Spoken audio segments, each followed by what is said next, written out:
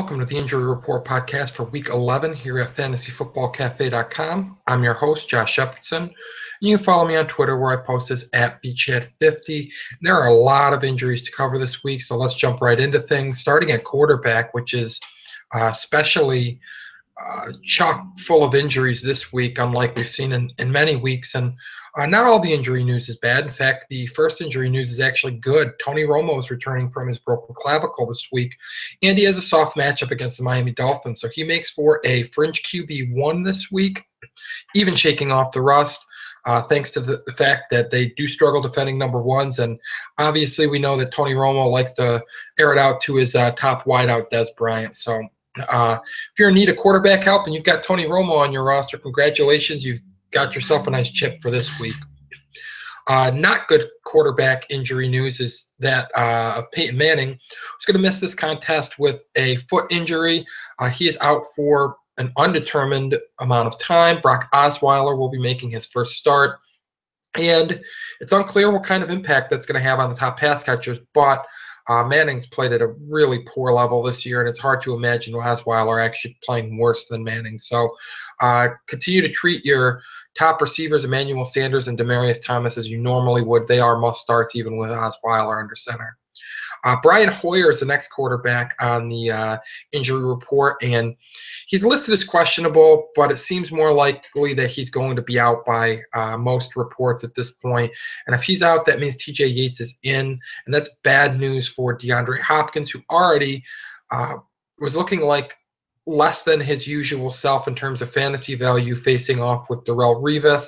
And with TJ Yates, I mean, you almost can't sit your superstars like DeAndre Hopkins, but if you're in a shallower league where you've got options at receiver, I certainly would advise against starting DeAndre Hopkins against Darrelle Revis with TJ Yates throwing him the football. Moving on to Andrew Luck, who I covered last week in this column. He remains out. He's expected to be out for a month with his abdomen injuries, and that means Matt Hasselbeck will be under center. Not good news for the pass catchers. And certainly, unless you're in a two-quarterback league, Matt Hasselbeck is not startable this week. Next up is Ryan Fitzpatrick of the Jets, who underwent thumb surgery last Friday, after the Thursday night football contest. The extended layoff was good for him as he was able to get that non-throwing thumb operated on. He is listed as probable, and head coach Todd Bowles has already stated that he'll be starting this week. Fitzpatrick stated that he'll be starting this week. So he'll be in there, but that doesn't mean he should be in your fantasy lineups. Texans just shut down Andy Dalton, and Andy Dalton, a far better quarterback than Ryan Fitzpatrick. Finally, at the quarterback position, we've got Sam Bradford, who is out this week as a result of his concussion, also battling a shoulder injury. That means Mark Sanchez will be taking over the starting quarterback duties this week against a bad Tampa Bay Buccaneers pass defense. And last year, Sanchez showed himself to be capable of running Chip Kelly's offense, averaging about 277 yards passing per game, adding another 10 yards rushing per game, and averaging about a touchdown and a half per game. So all in all, he was a fairly good quarterback last year in Chip Kelly's system, at least from a fantasy perspective. Did turn the ball over more than once per game. But with a matchup like the Bucs this week, he makes for one of my favorite streaming options this week. Moving on to running back, Matt Forte is listed as questionable, hasn't been ruled out yet, but it seems like he's closer to doubtful than probable.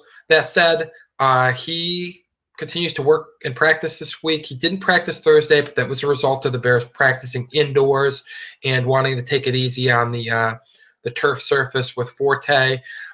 He may play this weekend.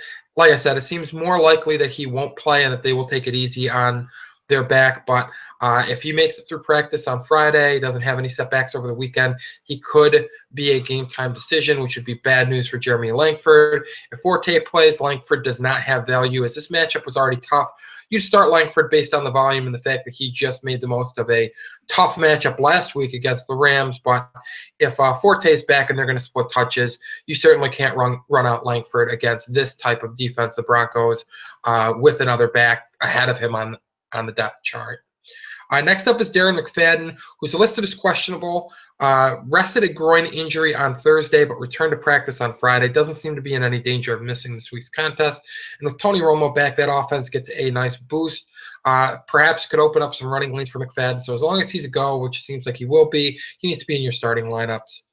A guy who doesn't need to be in your starting lineups but will be likely returning this week is Eddie Lacy, also dealing with a groin injury. He's listed as probable. He's been practicing, saying all the right things about how he's feeling. The news is that he looks good in practice. This is a messy situation in that backfield in Green Bay. Head coach Mike McCarthy's already stated that James Starks will be getting the first series for the club in the backfield, but Eddie Lacy's going to be getting the second series. This has RBBC written all over it, and it looks like they're going to go with the hot hand. That means you need to be going with no hand in this backfield. Sit both players this week against a decent Vikings run defense, and don't fall into using either of these guys. I don't care that Eddie Lacy was a first-round pick. I don't care that Starks had a decent week last week. If they're both getting touches, neither has value. Next up is Ryan Matthews of the Eagles, who has already been ruled out with a concussion, and that's good news for DeMarco Murray. Matthews has looked very good in this offense and has vultured some touches around the goal line. Those touches certainly aren't going to go to Darren Sproles, or at least you wouldn't expect them to. So the fact that Matthews isn't there as a goal line vulture or a vulture at other times on the drive definitely boosts Murray's value. It's already a fringe RB1, more of a high-end RB2. Now he's definitely in that RB1 category with Matthews out. Next up is Marshawn Lynch. He did not practice Thursday, but there's a little reason for the Seahawks to push their star running back who's dealing with an abdomen issue. He's hurting. Why push him when it doesn't count? Lynch knows what he's doing out there. He knows the offense. There's no reason to push him. He is expected to play this weekend. Obviously, follow up and make sure that he didn't have any setbacks going into the weekend. But if he plays, game flow should work in his favor, though. If this game does get truly completely out of hand, the Seahawks would certainly have plenty of reason to give Lynch some rest, let that abdomen rest up and get Rawls and Freddie Jackson some more touches.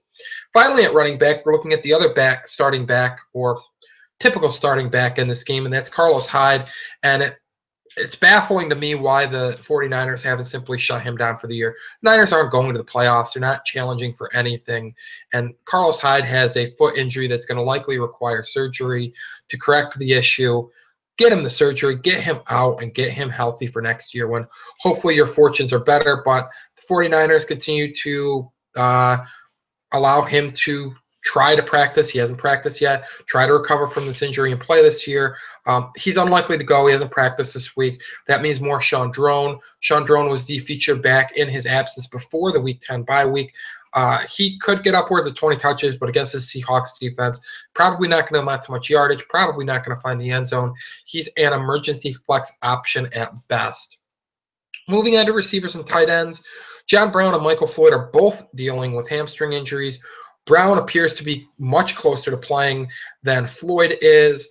Brown practiced in a limited capacity on Thursday. Floyd missed the practice entirely. Looks like Brown's probably going to be a go. Floyd probably not going to be a go. And this is a contest where it's a Thursday night game, so unless there's news early in the day about the availability of Floyd, probably better off keeping him on your bench unless you've got something from that Monday Night Football game or an alternative from this game to turn to. Otherwise, you're really taking an unnecessary risk keeping Floyd in there, unless, of course, the reports over the weekend get better that the hamstring's doing better and that his injury designation maybe gets bumped up. But right now, it doesn't look like he's going to be a go. And if he's not a go, that means John Brown's value's up as he's got one less person to compete with for touches. Next up is another Brown, Corey Brown of the Carolina Panthers. Maybe you know him as Philly Brown. He's doubtful this week with a shoulder injury, and that means Devin Funchess would be moving into the starting lineup in his absence. Funchess, big target. The rookie from Michigan hasn't really put up big numbers this year, but as a big target is at least a red zone threat. So if you're looking for an emergency fill-in at flex, a guy who might be able to score a touchdown, big target like Devin Funchess isn't the worst way to look.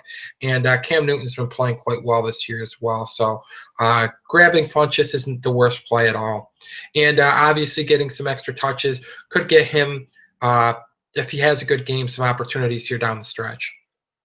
Next up is the Bears with Alshon Jeffrey battling a groin and shoulder injury and listed as questionable. And Eddie Royal battling a knee injury and listed as questionable. Of the two, Jeffrey looks much more likely to play. He didn't practice on Thursday, but again, that was a case of the Bears being indoors and not wanting to run him on that turf. He should play.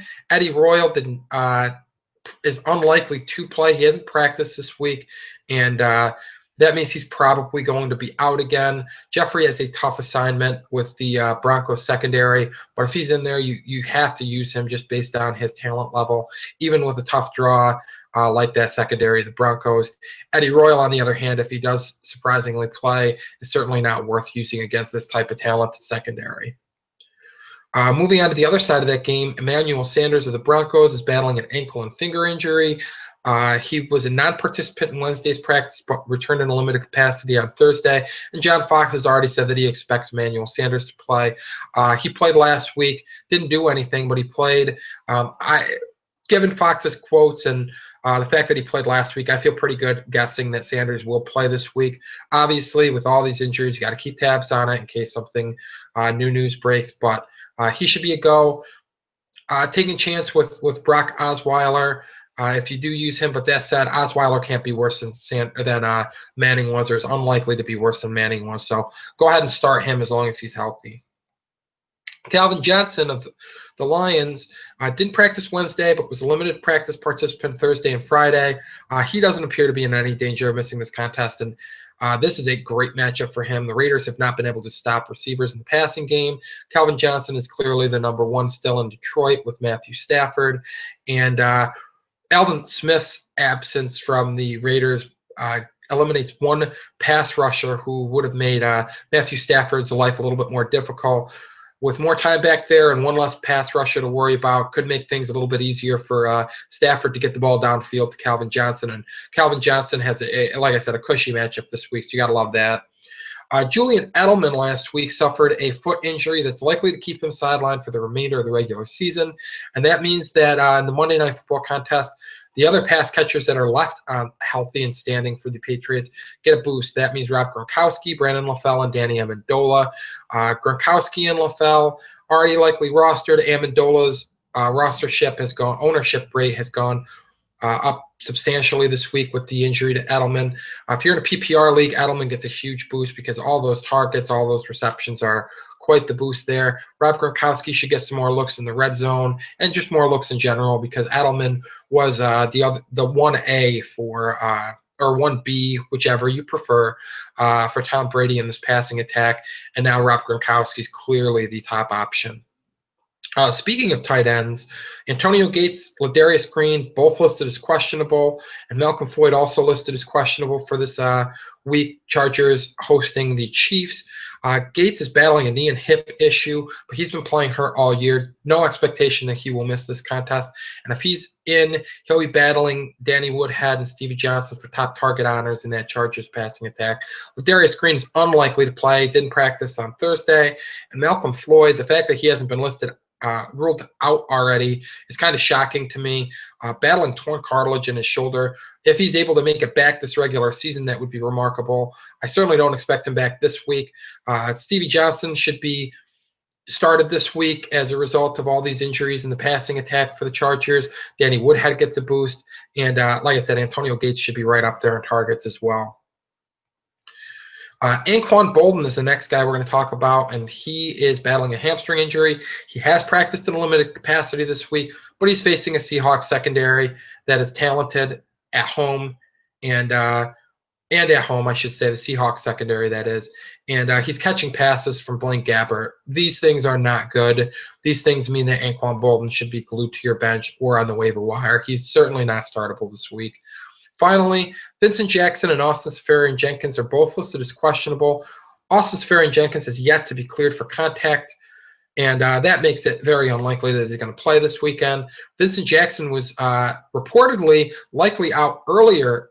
It was reported earlier in the week that he's likely out, but he's been practicing in a limited capacity, and now it looks like he's going to be a game-time decision.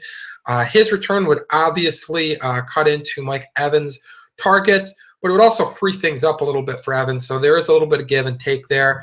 Still like Evans one way or the other this week, but Vincent Jackson not ruled out yet and actually trending in the right direction. So keep tabs on his availability this weekend. And with that, that's going to wrap things up. As always, I caution you to keep an eye on all of these injuries going into the weekend, as things can change on occasion, and you certainly can't eat a zero.